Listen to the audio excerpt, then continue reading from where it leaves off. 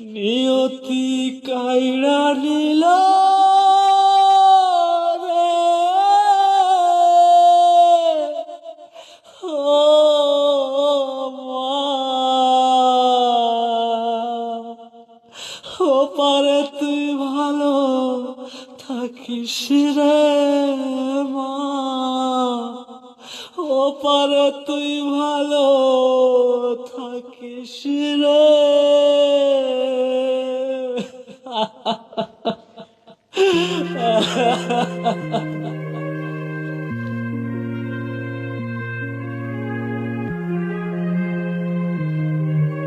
কি নাম তোমার?